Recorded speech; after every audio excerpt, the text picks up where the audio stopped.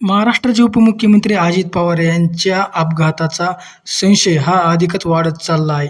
Pilot Sumit Kapoor हे जिवंत आहेत की मृत्यू पावले, अशा अनेक घटना ह्या समोर यायला लागल्यात. सुमित कपूर यांनी दादांचा जाणून-बुजून अपघात केला होता का? आणि त्यांना कोणी सांगितलं होतं का त्यांचा अपघात घडवून आणण्यासाठी? कारण या गोष्टीकडे आता खूप पाहिलं जात आहे.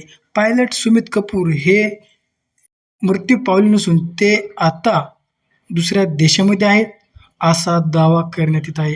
महाराष्ट्राचे लाडके उपमुख्यमंत्री अजित पवार यांच्या रोज नवीन-नवीन बातम्या ह्या येत आहेत आणि रोज नवीन-नवीन खुलासे हे आपल्यासमोर येत आहेत. नेमकं ह्या घटनेमागं सत्य काय आहे, असं आता वाटू लागलं आहे. पायलट सुमित कपूर हे जिवंत आहेत की विदेशामध्ये गेले की त्यांचा मृत्यू झालाय की नाही, असा संशय आता वाढत चालला आहे. अमोल मिटकरी यांनी असा दावा केला आहे की ते म्हणतात पायलट सुमित कपूर हे जिवंत आहेत आणि दुसऱ्या देशामध्ये ते आहेत. नेमकं अमोल मिटकरी यांचं म्हणणं काय आहे, आपण या व्हिडिओमध्ये समजून घेऊया. सीव्हीआर मधला फेरफार, ब्लॅक बॉक्सचे झालेले नुकसान, आता म्हणतात ते सुरक्षित आहे. व्हीएसआर व्हेंचर्स कंपनीचं राजकीय कनेक्शन, हवामानाचा चुकीचा अंदाज होता की काही दबाव वैमानिकावर होता. बारामतीमधल्या सेफ लँडिंगला एक इतिहास आहे, कारण ते अजितदादांचं स्वतःचं होमग्राऊंड होतं आणि हजारो वेळा तिथे त्यांनी लँडिंग केलं आणि तिथल्या भौगोलिक परिस्थितीची त्यांची आणि त्यांच्या वैमानिकांना पूर्ण कल्पना होती.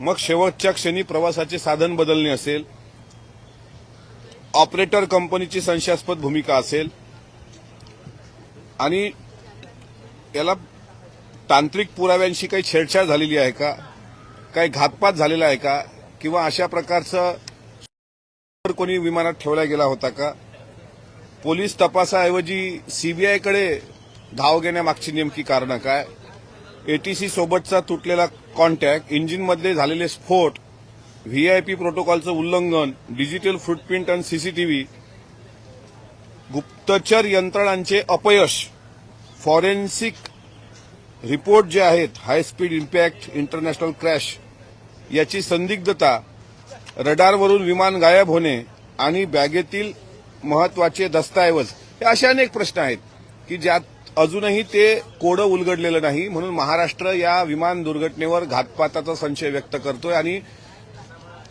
मरीन ड्राईव्ह पोलीस स्टेशननी एफआयआर न घेतल्यामुळं किंवा झिरो एफआयआर न केल्यामुळं, त्याचप्रमाणे बारामती सुद्धा पोलीस स्टेशननी एफआयआर न घेतल्यामुळं ही शंका आणखी बळावते आहे.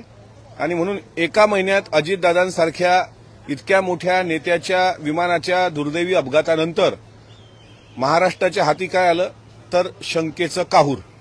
अजूनही साहिल मदन, यश, सुमित कपूर हे तिघही कुठे आहेत? कालपर्यंत मी दोघांची नावं घेत होतो, आज मी तिसरं नाव घेतोय, सुमित कपूर. कारण सुमित कपूरबद्दल अनेक गोष्टी आता सोशल मीडियाच्या माध्यमातून यायला लागल्यात की तो कॅलिफोर्नियात असावा, कोणी म्हणतं मुलीकडे गेलेला असावा. जर तो अमेरिकेत असेल तर त्याला अमेरिकेत जाऊन सुद्धा शोधण्याची भविष्यात तयारी ठेवावी लागेल. त्याच्यामुळे ह्या सगळ्या अनुत्तरित प्रश्नाला आता कधी वाचा फुटेल याकडे महाराष्ट्राचं लक्ष आहे.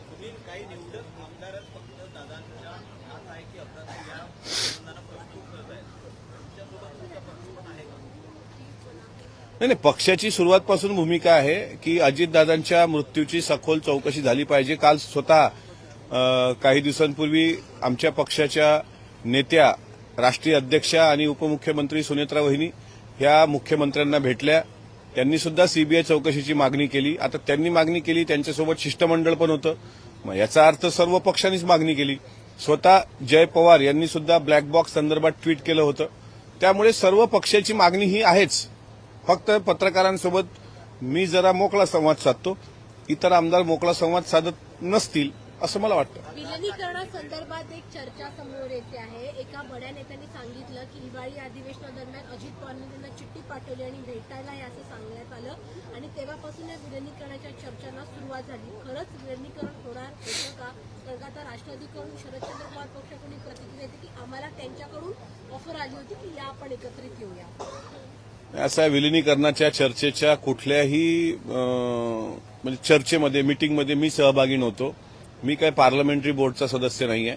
विलिनीकरणाच्या बाबतीत निर्णय घेण्याचा अंतिम अधिकार हा आदरणीय अजितदादांचा होता.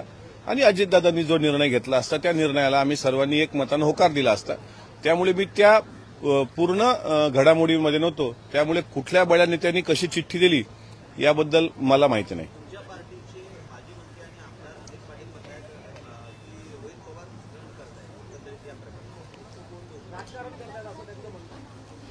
असं आहे की रोहित पवारांचे काका गेलेत, राज्याचे उपमुख्यमंत्री गेलेत. त्याच्यामुळे ते स्टंट म्हणता येणार नाही. कारण ज्या घरातला एखादा व्यक्ती गेला त्या घरातली व्यक्ती जर न्यायासाठी काल सकाळी ते मनसे पक्षप्रमुख राज ठाकरेंना भेटले, परवा ते बारामतीला गेले, नंतर ते परत मुख्यमंत्र्यांना भेटले, आज ते एकनाथ शिंदे साहेबांना काल भेटण्याचा त्यांनी प्रयत्न केला. म्हणजे त्यांची ती धडपड आहे की व्हीएसआर व्हेंचरवर एफआयआर का होत नाही, डीजीसीवर एफआयआर का होत नाही, तर याला स्टंटबाजी कशी म्हणता येईल. मी याला स्टंटबाजी म्हणता येत नाही. कारण माझं अनिल पाटील साहेबांना विनंती आहे की भावनिकतेनं सगळ्या ह्या गोष्टी आपण पाहिल्या पाहिजे. उद्या मी फिरलोय इकडे, मी पण जातोय, मी पण मुख्यमंत्र्यांची भेट घेतोय, तर तुम्ही अमोल मिटकरी पण स्टंटबाजी करतोय असं म्हणून मोकळं होण्याचं काही कारण नाही.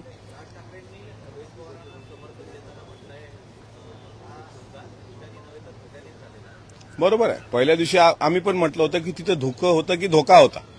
त्याच्यामुळे आज महाराष्ट्राच्या मराठी माणसाचा स्वाभिमान असलेल्या अजितदादांच्या संदर्भात मराठी माणूस म्हणून जो कोणी पुढे येत असेल, जो कोणी त्या गोष्टीला समर्थन देत असेल, त्या गोष्टीचं नक्की स्वागत केलं पाहिजे. त्यांनी त्या विषयाचं गांभीर्य ओळखलं आणि शेवटी ती व्यक्ती लहान नाहीये.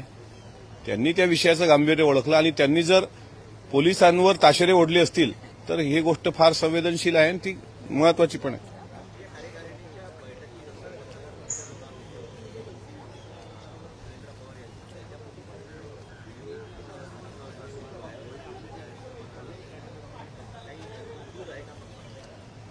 असं आहे, व्हिडिओ जो व्हायरल झाला तो व्हिडिओ मी पण बघितला. त्यात आमच्या पक्षाच्या आमदार सरोजताई अहिरे हे त्यांच्या अवतीभोवती जी एक दोन माणसं होती, त्यामध्ये आमदार सतीश चव्हाण साहेब आणि आमच्या पक्षाचे प्रवक्ते आनंद परांजपेजी. मी जे सीसीटीव्ही फुटेज मी जे पाहिलंय त्याच्यामध्ये सांगतोय की ती दोन लोक तिथे होती आणि ती माणसं पुढे होती. म्हणून त्या सरोजताईंनी असं म्हणलं की आता तुम्ही माणसं आम्हाला कधी दादांपर्यंत पोहोचू दिलं नाही, आता वैरींपर्यंत स्त्री म्हणून तरी पोहोचू द्या, असं मिश्किलपणे त्यांनी म्हटलं. त्याला राजकीय अँगल लावण्याचा काही आणि कुजबूज असल्याचा काही मला वाटतं संबंधच नाही. सर, राज्यामध्ये वेगवेगळ्या जिल्ह्यांमध्ये पोलीस भरती सुरू आहे, मात्र प्रचंड हाल उमेदवारांचे होताना पाहायला मिळत आहे. काल लोकशाही मराठीने मीरा भाईंदरमधली परिस्थिती दाखवली. अक्षरशः रस्त्यावरती मुली देखील ज्या परीक्षेसाठी आल्या होत्या झोपलेल्या होत्या रात्रभर. तुम्हाला वाटत नाही का व्यवस्थित एक व्यवस्था उभारण्याची गरज आहे? दरवर्षी अशा प्रकारे पोलीस भरती ज्यावेळी होते त्यावेळी अशाच प्रकारे हाल होत असतात उमेदवारांचे. आता हे पोलीस भरतीच्या उमेदवारांचे हाल तुम्ही सांगितले, पण पोलिसांकडे एफआयआर द्यायला जाणाऱ्या आमदारांचे काय हाल मरीन ड्राईव्ह पोलीसवाल्यांनी केले हेही तुम्ही पाहिले. की पोलीस भरतीच्यासाठी जाणाऱ्या मुलांचे होत असलेले हाल आणि पोलिसांकडे न्याय मागायला जाणाऱ्या आमदारांचे होत असलेले हाल, ह्या दोन्ही बाजू सारख्याच आहेत. त्यामुळे पोलीस भरतीचं तुम्ही मीरा भाईंदरचं जे हृदयद्रावक चित्र दाखवलं ते निश्चितच शोभनीय नाही. आणि मला विश्वास आहे की राज्याचे गृहमंत्री त्याला गांभीर्यानं घेऊन त्यासाठी काही ना काही पर्यायी व्यवस्था करतील. तर अमोल मिटकरी यांच्या या दाव्याने आता अधिकच संशयाचे धुके वाढत चालले आहेत. एकीकडे आता रोहित पवार हे सरकारवर दबाव आणत आहेत आणि वारंवार अशा काही घटना या समोर यायला लागल्या आहेत. अमोल मिटकरी यांनी आता सरकारच्या विरोधामध्ये हे दंड थोपटायला सुरू केले आहेत आणि त्यांचा थेट दावा हा भाजपाच्या काही लोकांवरती दिसून येत आहेत. अजित पवार यांचं सत्य गूढ काय झालं आहे हे जनतेसमोर यावं असं सर्वांचंच म्हणणं आहे. परंतु आता हा मोठा गौप्यस्फोट अमोल मिटकरी यांनी केला आहे. तर मंडळी, तुमची यावरती काय प्रतिक्रिया आहे कमेंट सेक्शनमध्ये आम्हाला नक्की कळवा आणि लोकसंग्रह हे यूट्यूब चॅनल सबस्क्राईब केलं नसेल तर सबस्क्राईब नक्की करा.